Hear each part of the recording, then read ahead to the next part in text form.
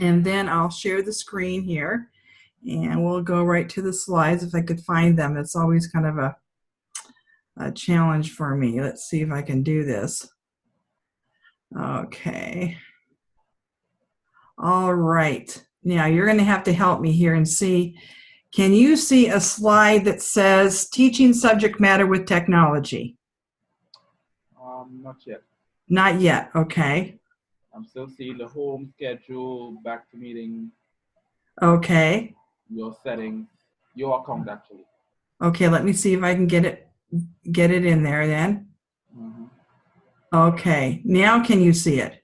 Teaching subject matter with technology. Wow. Yes. Good. Okay. This is our first slide, and we're going to go through some of the basic things in the class.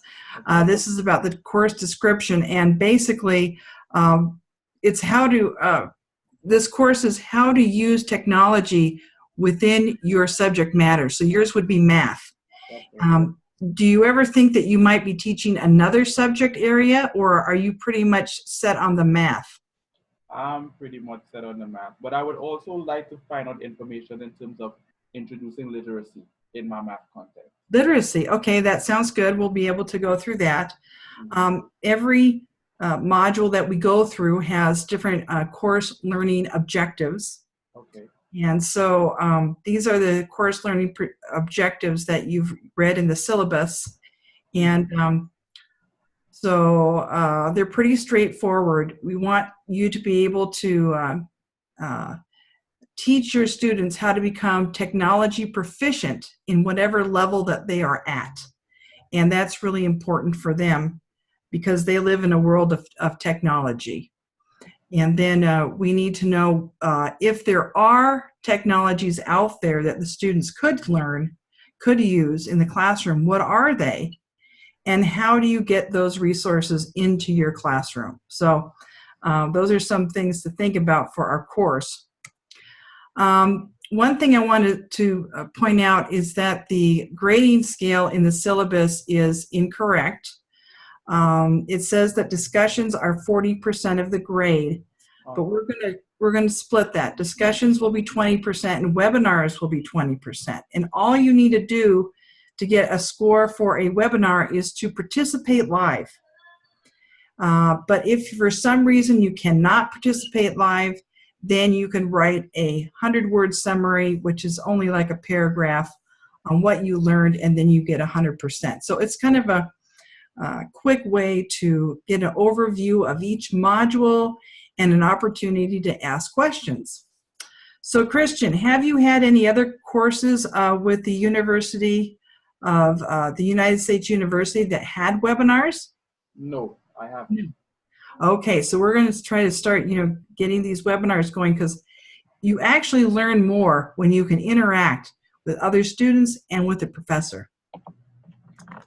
Okay. If you have like an open house coming up, or you have report cards due or something like that, just shoot me an email or a text and let me know that you need extra time for an assignment. I'm very good about that. I'd rather you have the extra time and do the assignment right, and do it for the quality that you want to turn it in for, than to turn it in quick and not do it right. So go ahead and ask me for extra time if you need extra time, okay? We have a textbook. I'm not sure if you have the textbook yet. It's called Foundations of Educational Technology.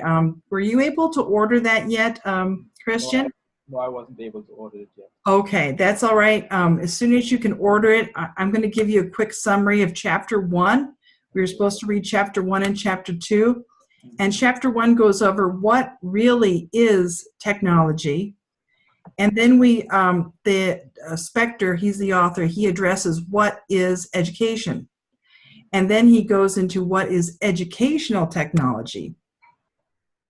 So technology doesn't have to be a computer. It doesn't have to be a cell phone. It can be something that we use to create things. Here are some quotes from that chapter from what Spector says. He says, technology is the practical application of knowledge for a purpose. So to take a computer, it's a practical application of using the computer. It might be for writing a story, it might be for making a presentation, but you're doing something, you have a purpose in mind, you have a goal, you want to convey a message to somebody, and that's what you're creating. You're creating a story or whatever it is.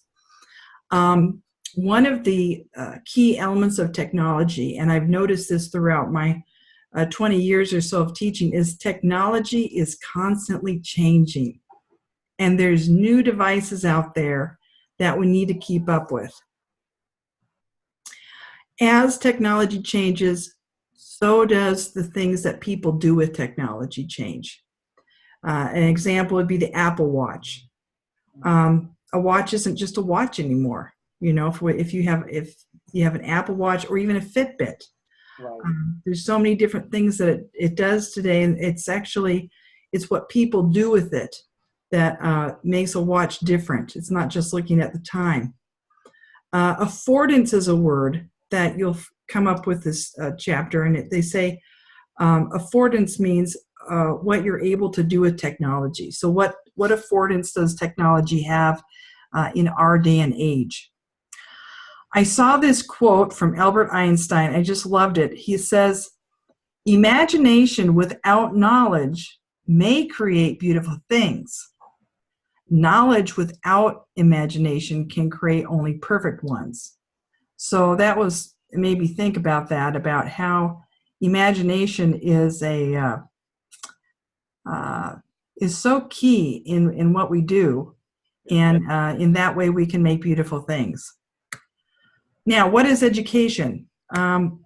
Education, here's a quote by Nelson Mandela. I don't know if you know about Nelson Mandela, but he had some very famous quotes. And here's one. It says, "Education is the most powerful weapon that you can use to change the world." I just love that. So anyway, learning, like technology, changes. The way we learn, the things we learn, all of those things. And learning involves a change in what a person is able or inclined or believes that they can do. So once you learn more things, it opens your mind, and you think, wow, I think I'll try that, you know? And that's what's so exciting about teaching kids, is that once you teach them something, especially in math, you know, like, hey, I can figure out what what the measurement of the third side of a triangle is without measuring it. I can do that, you know, because I know the measurement of the other two sides, or whatever it is, you know. Right. So education has three main learning activities according to Spector: learning, instruction, and performance. And I'm not sure about in your district, but when I was a math teacher, performance was really important. And so instead of having just math tests that were multiple choice, we had something called performance task. Okay. And where you had like a problem that the kids had to figure out that took multiple levels of thinking, and they had to combine different skills to actually solve the problem. So, question. Yes. Were these tasks group task-based, or were they individual? They would be, you know, some tasks are done collaboratively, and some tasks are done individually. Now, what I would do in my math classes, we'd have collaborative performance tasks in order to practice for the state standardized test. And the state standardized test, the kids would have to do it individually. They'd have to individually take different skills and figure out a problem and complete a performance task on their own. Okay. So that's a really good question. So we've learned about what education is, what technology is, but what is educational technology? Technology that can help someone learn. Something that can help someone learn, some part of technology, is educational technology. Now, if it's technology that just entertains, then that's just entertainment. Okay. But technology that can help someone learn to read, learn to do math, learn to do a skill. I love to crochet, and I watch YouTube videos to help me learn different stitches. Wonderful. And so that's educational technology because I'm learning a skill, you see. My son, he does auto mechanics, and he watches those videos to figure out how to change the water pump or how to change the oil or, and I think that's a great use of technology for learning a skill. It says here that educational technology involves disciplined application of knowledge. So disciplined application means that you really have to practice at it. You have to be disciplined to practice it over and over again. And the reason why we do that is to improve learning, instruction, and performance. One of the things I teach, and I think I responded to you, is I teach computer programming too. And in that, you really have to practice. It's just like math. You have to practice and do it over and over again so that you can learn how to do that particular task or learn to be proficient in a certain skill. Now, in this course, we have 3 different key assignments. And how many different courses have you taken so far from the United States University, Christian? I've taken two classes. You've taken 2 classes. Okay, so most classes will have what's called key assignments, which are bigger assignments that you need to actually, like write a paper or, create something or do a presentation or something. So the first one is due the Sunday of week 2, and you're going to read an article and you're going to critique it. So this is a pretty basic one. It's a pretty good article that you're going to read, and you're going to give reasons why you agree or disagree with the author. So that's pretty straightforward. Let's see, I don't know why this chapter 2 is coming in now. I must have put this key assignment slide in the wrong spot. That's okay. Okay, let's flip back to chapter 2, which is on values, foundation, and a framework. It says, here's a quote from Plato. Plato was like way back when we didn't even have ancient days, He says, everything changes and nothing remains still. And isn't that so true today? Everything changes. And so as everything evolves, you need to keep up on what is going on. And one thing that has come up over the years is the ethical use of technology. And so we've had to make rules and regulations as educators as to what students do and what they can't do with computer devices and things. And so that's something that we've really had to work on. And then there's this thing called the digital divide. Some students have computers at home and some don't. And so if we require our students to do some work on a computer at home and they don't have a computer, then we're widening this gap, which is not good. We need to be considerate of all students. And what my school did, we would check out laptops to the students who did not have computers at home. Okay. And they could use them for the whole year. So those are kinds of things that we can do to close the gap so that everybody has an equal chance and an equal opportunity to learn at the same pace. So at your school, Christian, are there several students who do not have computer devices at home? Yes, they do. Yes, there are a lot of students that probably do not have access to the internet at home or devices. And what does your school do to actually close that gap? Do they check out computers, or what? How does your school handle that? We don't really handle that situation. How do I, as an instructor, handle it? For those who don't have technology at home, I print out the copies.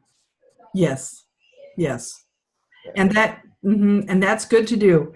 There are some things though that, like videos, or if you had an interactive game or some kind of website you want them to go on, that's hard to print out. That is hard to print out, and something like that will be done in school. Right. So I can see that eventually most schools will go to the point where they're going to need to close that digital divide by checking out computers to students, because there's no other way, you know. I understand what you're saying, but now checking out the computers, they will give them access to the device, but how would that give them access to the internet? We also have a provision for that. We have two things they can do. We have low cost or no cost internet for those students who do not have it. And they can get the internet for $10 a month, unlimited, high speed. That's so what, that they get an adapter with their laptop? Yes, they get an adapter with their laptop, and that adapter can actually pick up the internet and use it. And so that's something that, you know, as educators and as teachers, we need to be the ones who say, hey, the students need this. You need to set aside funds. And one of the things that we are going to do at the very end, it's key assignment 3, is how do you persuade your administration to purchase additional technology? And this would be something that would be, you know, worthwhile, you know, because we could talk about technology, but if we don't have those devices, how are we going to help our students? I agree. Yeah. Okay, key assignment 2 is a research paper, and there's a list of different technologies that you can write about. And here's a couple of them. You can write about virtual reality, coding, cybersecurity, wearable technology, a lot of different topics, or you can pick one of your own. And even though it's the first day of class, I like to let students know to be thinking about a topic they want to write on. So you can say, hey, I've been thinking about this and I really want to write on, you know, maybe gamification, games in the classroom, computer games or whatever. So you can be kind of keeping your ear open for anything, anything in the news that you hear about that or whatever. So this assignment, how extensive does it have to be? How long does it have to be? The details are actually in that module, and I can't remember how. Yeah, so once we get there, but just be thinking of an idea for now. Understand. Yeah, and everything's written in APA format. You've probably heard of APA format. Yes, I have. Yeah, good. Okay, and these are some of the questions that you're supposed to think about when you think about that different piece of technology. What are the pros and cons? How would you integrate it in your classroom? And does research actually show that using that technology improves learning? And that's something we'll be talking about. We can put a whole bunch of technology in our classroom, but if it doesn't improve learning, why are we integrating it? See, that's a thing to think about. Okay. And key assignment 3 is going to be about actually making a proposal to your principal or your administrator. You don't have to actually present it to them, but make something that's presentable. So that, say if you wanted, you said, you know what, we need iPads in the classroom. We need Chromebooks and we need iPads. Why would you need them? How much would they cost? Who could fund them? Those kinds of things. Because as a teacher leader, we need to know how to advocate for devices and more technology for our students. So that's a very worthwhile project. Yes. Okay, so let me, let's see, I think that's the end. Let me stop the share. And now we're back. So anyway, this book that you're going to get is it's more of a theory of educational technology. And what I try to do in the webinars is actually share some practical ways that I've used technology in the classroom over the years. Okay. I'm a retired teacher now.